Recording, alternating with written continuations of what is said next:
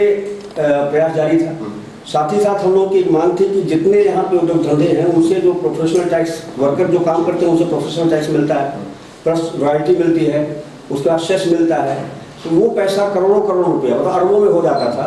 और जब बर्दवान जिला था तो बर्दवान के हिस्से में वो चला जाता था और वामफ्रंट की सरकार में वो पैसा मैक्सिमम उधर खर्च होता था, आसनसोल के विकास में लगता नहीं लगता। तो हम लोगों की बहुत बड़ी मांग थी कि आसनसोल को जिला बनाया जाए। और इतने लंबे अरसे के बाद बहुत से जिले डिवाइड हुए, बहुत से जिले बने बंगाल में, लेकिन आसनसोल को जिला बनाने का काम नहीं हुआ। लेकिन ये ममता बनर्जी की सरकार ने ये बहुत बड़ा काम इसका एक बहुत बड़ा काम, बहुत बड़ा श्रेय जाएगा कि उन्होंने यहाँ पे आसनसोल को जिला बनाया। और जो यहाँ का जो सेस है, यहाँ की जो रॉयल्टी, यहाँ का जो टैक्स है, यहाँ का जो पैसा है, वो यहाँ के विकास में लगने का एक रास्ता बना।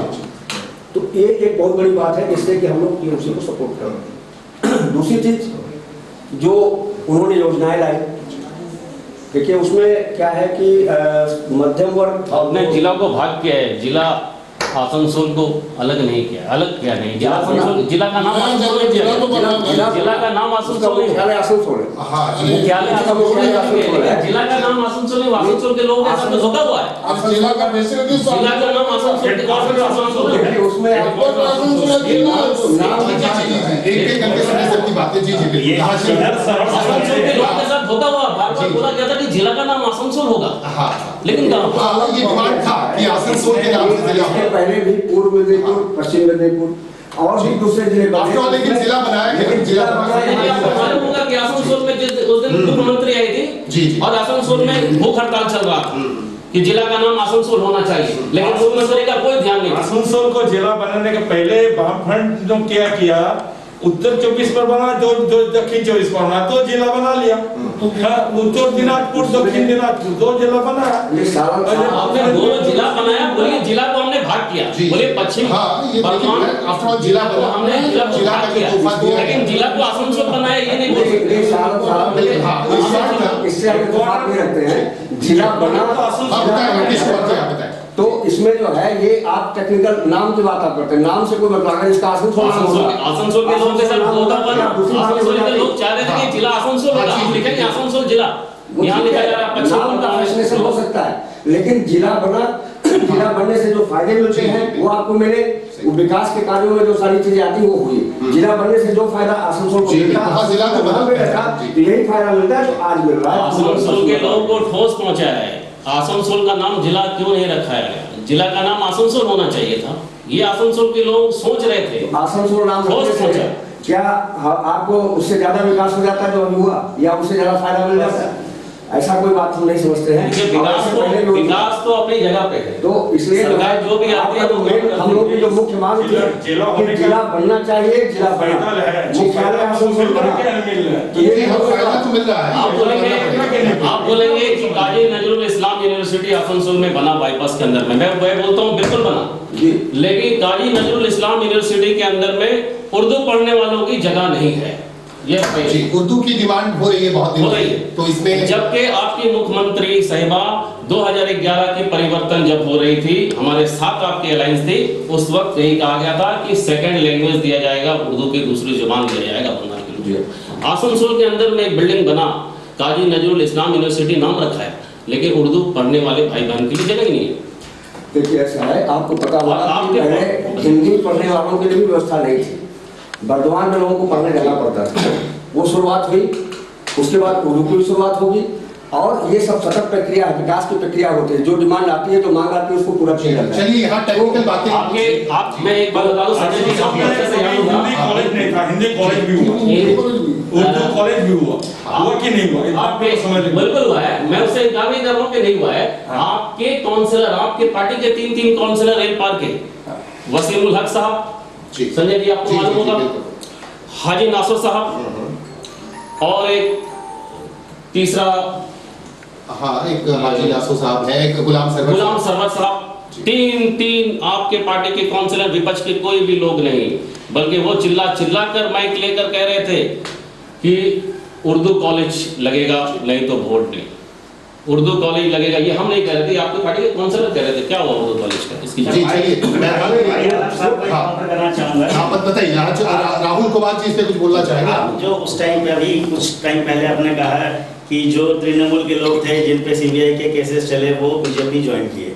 तो भाई मैं आपसे यही कहना चाहता हूँ कि आपके जो सुप्रीमो हैं वो भी तो पैरोल पर हैं, उन पे भी तो हेराल्ड का केस है, तो उसको आप कैसे देखते हैं? उस पर अंदर करा दी, आपके अंदर ईडी है, आपके पास अंदर नहीं, आपके ऊपर सब कुछ है भाई। एक केस आपने तो डॉक्टर मनमोहन सिंह जी को, आप तो ऐसे व्यक्ति को जो राहुल गांधी और सोनिया गांधी दोनों, सोनिया गांधी पे आरोप लगा है, आपके ऊपर में तो ईडी है, आपके ऊपर में सीबीआई है, सब कुछ आपके पास है।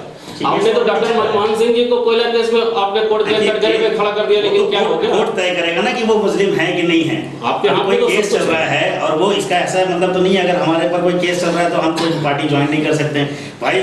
उनको इस पार्टी में विकास लगा कि ये पार्टी मोदी जी ही देश का विकास कर सकते हैं तो उन्होंने ज्वाइन किया। आप जबरदस्ती तो किसी को आपके इंडिया सीबीआई स्लो क्यों हो गए? सावधान नावदा के मामले में जो है शुभेंदु अधिकारी जी, मुकुल राय जी, देखिए स्लो क्यों हो गए? देखिए सीबीआई तो बहुत जन को भी क्वेश्चन नहीं किया है, तो सब थोड़ी ज्वाइन कर लिए, नहीं तो काफी जन को ज्वाइन किया है। नहीं ज्वाइन नहीं, इसमें जी जी राकेश कुमार जी आप हम बताएं। अपनी बात को समाप्त कर लें। जी, जी, इसमें बिल्कुल। आलम जी आ गए, हम लोग कोशिश करें कि अपनी बात करें, हाँ जी। बाद में कोई अगर है डिबेट तो हम लोग हाँ, नहीं, बिल्कुल, सबको मौका लेकिन हमारा जो उद्देश्य था वो कहने का यही था कि आसनसोल को जिला बनाया गया, भले ही नाम पश्चिम बर्धमान दिया गया, लेकिन जो फायदे हमको मिलने चाहिए उसके मिलने शुरू हुए। दूसरी चीजें जो गरीब जनता के लिए, खासतौर से स्कूली बच्चों के लिए जो सुविधाएं पहले कभी नहीं थी, यहाँ तक कि ड्रेस, जूता और स्कूल के बस्ते, सारी चीज़ें उस वक्त करना चाहिए। रूप से स्वास्थ्य साथी और बहुत तरह की योजनाएं इस सरकार ने लाई और ये कोशिश किया। देखिए हम इस बात से इत्तेफाक रखते हैं, मैं चूँकि मैं स्वतंत्र विचारधारा का व्यक्ति हूँ, ट्रेड यूनियन मूवमेंट से जुड़ा हुआ हम लोग हैं और हम लोग यहाँ पे बहुत दिनों से देख रहे हैं सारी चीज़ों को। उनका भी शासन देखा, इनका टीएमसी का शासन जो चल रहा है उसको देख रहे हैं। तो उसको तुलनात्मक दृष्टिकोण से अगर देखा जाए तो यहाँ पे काम हुए, जो काम पहले नहीं हो पाए थे, जो यहाँ पे इसको आसनसोल को अवॉइड किया जाता था, वो चीज़ें यहाँ पे हुई। तो उस सिलसिले में इस बात को मैं कह रहा हूँ। और साथ ही साथ जो विधानसभा चुनाव की बात हो रही है, तो उसमें आपको देखना होगा कि संकट के समय कौन रहता है, आम लोग जनता के साथ जुड़ा हुआ कौन रहता है। तो यहाँ पे जो कैंडिडेट्स की बात आई, जैसे उन्होंने कहा कि उत्तर के कैंडिडेट से वो इत्तेफाक नहीं रखते, तो हम लोग उत्तर के कैंडिडेट की बात करते हैं, मलय घटक साहब की, तो वो रात को 2 बजे तक भी जाग करके लोगों की समस्याओं को सुनते। और मैं ये बात को कहना चाहता हूँ, मैं भी ट्रेड यूनियन में हूँ इसलिए, और आप भी राजनीति में, आप सभी लोग जानते होंगे कि जो किसी के पास लोग अपेक्षाएं लेके आते हैं, सारी अपेक्षाएं पूरी नहीं हो सकती, सारी डिमांड भी पूरी नहीं हो सकती। लेकिन जो नेता या जो कार्यकर्ता, जो सामाजिक कार्यकर्ता कोशिश करता है कि नहीं उस मांग को पूरा करने का प्रयास किया जाए, वही बेहतर होता है। और उस दृष्टिकोण से मैं देख रहा हूँ कि यहाँ पर खासतौर से उत्तर सीट में मलय घटक जी उसमें सबसे बेहतर कैंडिडेट हमको नजर आ रहा है जी। और उनको जितने से यहाँ पे जो विकास की प्रक्रिया चल रही है, विकास का जो नियंत्रण हो रहा है, वो उसकी निरंतरता बनी रहेगी, गतिशीलता बनी रहेगी और वो आगे बढ़ेगी। तो आपको क्या लगता है इस बार जो आसनसोल, हम बात करें आसनसोल की, आसनसोल का उत्तर विधानसभा सीट बड़ा महत्वपूर्ण सीट है, क्योंकि श्रम और कानून मंत्री मलय घटक खुद वहां से उम्मीदवार है, तो इस बार क्या उनको सफलता मिलेगी? चूंकि इस बार 2 ऐसे कैंडिडेट्स हैं, 2 ऐसे माइनॉरिटी से कैंडिडेट को उतारा गया है, हो सकता है मुस्लिम वोट कटे, तो इसका फायदा, इनका नुकसान भी उनको मिल सकता हो सकता है मलय घटक जी को। तो आपको क्या लगता है मलय घटक? देखिए इस संदर्भ में हम लोग बहुत ही निश्चिंत और श्योर हैं कि मलय घटक जी जीतेंगे। उनको मुस्लिम ही नहीं, उनको सारे वोट मिलेंगे और सब कम्युनिटी के वोट मिलेंगे, क्योंकि उन्होंने सबके लिए काम किया। आप देखिए जो लॉकडाउन लगा, ये कोरोना महामारी आई जिससे आज लोग सभी ग्रसित थे, पूरा देश ग्रसित थे, और आज फिर से दोबारा लौट के आ गए और बहुत ही भीषण परिस्थिति बन चुकी है। उसमें जो उस परिस्थिति काल में जो यहाँ पे काम हुए या जो मतलब यहाँ के लोगों की सहायता की गई, या जो उनको अन्न का वितरण हो या और तरह की सहायताएं हो, वो सब की गई, तो उसका भी असर पड़ता है।